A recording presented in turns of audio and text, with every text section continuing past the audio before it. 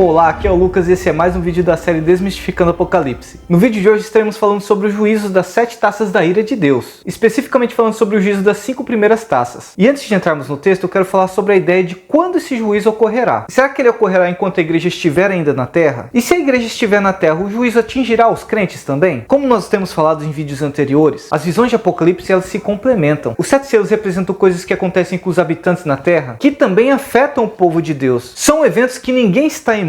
Já as 7 trombetas, que acontecem simultaneamente aos acontecimentos dos selos, representam juízos parciais contra os descrentes, como uma forma de alertá-los para o arrependimento. Já os juízos das 7 taças, nós vemos uma intensificação dos juízos das 7 trombetas. Nas 7 trombetas eles eram parciais, agora nas 7 taças eles são completos. E dá-se a entender, segundo o texto, que ele está reservado para o fim dos tempos, os momentos que antecedem o retorno de Cristo à Terra. O alvo desses juízos são os ímpios, mas dessa vez ele os levará para a completa destruição. Em Apocalipse, como eu já tenho falado, os acontecimentos não são cronológicos, eles se sobrepõem e se complementam. E interpretá-lo de uma forma cronológica pode levar ao entendimento de muitas coisas acontecendo sucessivamente, uma após a outra, inclusive a volta de Jesus. Mas se nós lemos ele assim, Jesus teria que voltar umas 7 vezes para cumprir essa profecia. Sendo assim, isso mostra que claramente ler o livro de Apocalipse de forma cronológica é um erro. E nós não vemos nenhuma menção nesse livro sobre o arrebatamento secreto da igreja, ou a retirada dela da terra antes que venha o fim. Mas segundo o texto, o arrebatamento e a volta de Jesus acontecem na mesma ocasião, entendendo assim que a igreja estará presente no acontecimento destes juízos. Só que aqui tem um porém. Com base no texto de Apocalipse 11 e também no capítulo 20, entende-se que nos momentos que antecedem a vinda de Cristo à Terra, a influência da igreja no mundo diminuirá, ou até mesmo praticamente desaparecerá. Hoje nós vivemos numa época que mesmo em meio a perseguições a igreja continua avançando, influenciando nações e espalhando a mensagem do Senhor. Mas quando cumprisse o propósito do Senhor de ter uma multidão de salvos de todas as nações, povos, tribos e línguas, o fim se desencadeará. Satanás receberá novamente autoridade para enganar as nações completamente, a fim de prepará-las para o dia da ira do Senhor e a justiça de Deus ser manifesta. Hoje a igreja testemunha o evangelho para o mundo e muitos se arrependem, mas no tempo do fim, o remanescente da igreja na terra testemunhará de uma forma profética, assim como os profetas do Antigo Testamento, porque o mundo não se arrependerá. Mas para aqueles que são a igreja do Senhor ainda presente na terra, eu acredito que o tratamento do Senhor sempre é diferenciado, porque o alvo do juízo são os ímpios. Mas mesmo assim, se esse juízo acabar afetando os crentes de alguma forma, até mesmo os levando à morte, creio que a paz do Senhor estará em seus corações, porque eles sabem que as suas almas estarão com o Senhor, diferente daqueles que não se arrependerem. Após essa longa introdução, vamos ler o texto? Apocalipse capítulo 16, versículos 1 ao 11 diz assim: Depois ouvi uma voz forte falando de dentro do templo, dizendo aos 7 anjos: Vão e derramem sobre a terra 7 taças da ira de Deus. O primeiro anjo foi e derramou sua taça sobre a terra. Feridas abertas, terríveis e dolorosas apareceram naqueles que tinham o sinal do monstro que havia adorado a sua imagem. Aí o segundo anjo derramou sua taça sobre o mar. A água ficou como o sangue de uma pessoa morta e morreram todos os seres vivos do mar. Então o terceiro anjo derramou sua taça sobre os rios e nas fontes de água, e eles viraram sangue. Eu ouvi o anjo que tinha autoridade sobre as águas dizer: Tu és justo nos teus julgamentos, ó Deus Santo, que és e que eras. Os maus derramaram o sangue do povo de Deus e dos profetas, e por isso tu lhes deste sangue para beber. Eles estão recebendo o que merecem. Aí eu ouvi uma voz que vinha do altar. A voz dizia: Ó Senhor Deus Todo-Poderoso, os teus julgamentos são de fato verdadeiros e justos. Depois o quarto anjo derramou sua taça sobre o sol, e ele recebeu licença para queimar as pessoas com fogo. Elas sofreram queimaduras dolorosas causadas por esse fogo e amaldiçoaram o nome de Deus, que tem autoridade sobre essas pragas. Mas não se arrependeram dos seus pecados nem louvaram a glória de Deus. Então o quinto anjo derramou sua taça sobre o trono do monstro, cujo reino ficou na escuridão, e as pessoas mordiam a língua de dor, e por causa das suas dores e feridas amaldiçoavam Deus do céu, porém não abandonaram as coisas más que faziam. Aqui no texto, após uma ordem dada por Deus, o primeiro anjo derrama sua taça sobre a terra. Feridas terríveis e dolorosas aparecem nos adoradores do monstro e da sua imagem, aqueles que possuem o seu selo, assunto esse que já discorremos em vídeos anteriores. Falando sobre as feridas, essa é uma descrição semelhante que vemos no livro de Êxodo, capítulo 9, versículos 9 ao 11. Essas feridas podem estar representando um sofrimento tanto de ordem física ou emocional. É difícil afirmar com certeza. Talvez indique uma intensificação das enfermidades que atingem a humanidade. Tudo isso como consequência da idolatria das nações. Já o segundo anjo derrama sua taça sobre o mar. A água se torna como sangue e todos os seres vivos do mar morrem. É um juízo semelhante ao da segunda trombeta e também dos acontecimentos descritos em Êxodo, capítulo 7, versículos 14 ao 25. Esse juízo pode estar atingindo literalmente o mar, que de fato é um objeto de idolatria dos homens, ou também pode estar indicando o colapso total do sistema econômico global, já que o mar também é uma das representações do comércio entre as nações. Também podemos destacar que aqui na literatura de Apocalipse, tanto mar e terra podem representar povos, E de uma forma geral, os juízos das 7 taças da ira representam o abalo total da humanidade, daqueles que vivem na impiedade. Ninguém escapará, rico ou pobre, nenhum governo ou nação, nenhum objeto de idolatria ou falsa religião. Todos eles serão humilhados, a não ser aqueles que são salvos do Senhor. O terceiro anjo derrama sua taça sobre os rios e as fontes de água, que também se tornam sangue. Esse juízo é uma espécie de extensão do juízo anterior, reforçando a ideia de que nada nem ninguém escapará da ira de Deus. Ele também é muito semelhante à descrição do juízo da terceira trombeta, novamente com o texto de Êxodo capítulo 7, versículos 14 ao 25. O sangue comunica a morte, e esse juízo sim pode ser literal, mas também pode estar representando o julgamento sobre a falsa esperança que os homens têm para sua provisão. Eles esperam muito mais na criação do que no Criador. A água representa provisão e esperança, porém os homens não reconhecem que o Senhor é o autor dessa provisão e se recusam a adorá-lo. Após esse juízo no texto, é falado sobre a justiça do Senhor em executá-lo, pois ele é uma resposta ao martírio dos profetas do Senhor, aqueles que foram usados por Deus para alertarem as pessoas sobre colocar a esperança em Deus ao invés dos ídolos. E agora, com a chegada do juízo, toda a esperança se foi. Nada mais resta para os ímpios a não ser o desespero. O quarto anjo derrama sua taça sobre o sol, que recebeu permissão para queimar as pessoas com fogo. O sol também é um antigo objeto de idolatria da humanidade ao longo da história. Porém, no juízo ele se volta contra aqueles que o adoravam, causando sofrimento. Novamente, aqui também pode se tratar de um juízo literal, porém pode ter aqui um significado simbólico. O sol representa poder. Ele é conhecido como o astro-rei. E em Apocalipse, o juízo provindo do sol talvez possa indicar governos terrenos voltando-se contra os seus seguidores. Ou em outras palavras, os povos que antes adoravam seus reis e reinos agora sofrem debaixo de governos opressivos que eles mesmos idolatravam. E o interessante do texto é que mesmo sofrendo esse juízo, as pessoas se recusam a adorar o Senhor. O quinto anjo derrama sua taça sobre o trono do monstro, deixando seu reino na escuridão. As pessoas mordiam as suas línguas de dor e por causa da dor e das feridas elas blasfemavam contra o nome de Deus, porém não abandonando as suas maldades. Essa passagem se assemelha com a descrição do juízo da quarta trombeta e também com a passagem de Êxodo capítulo 10 versículos 21 ao 23. Aqui nessa taça, o juízo acomete diretamente o trono do monstro, que representa reinos e reis idólatras. A escuridão pode ser literal, mas também pode representar o colapso total desses governos e poderes deste mundo. Contudo, os povos ainda não se submetem ao senhorio de Cristo, ao verem seus reinos terrestres colapsados. Mesmo sofrendo horrivelmente, eles não se arrependem dos seus maus caminhos. E nós continuaremos a falar sobre os juízos das 7 taças no próximo vídeo. Espero que você tenha gostado. Se você gostou, não deixe de se inscrever nesse canal. Que Deus te abençoe e até o próximo vídeo.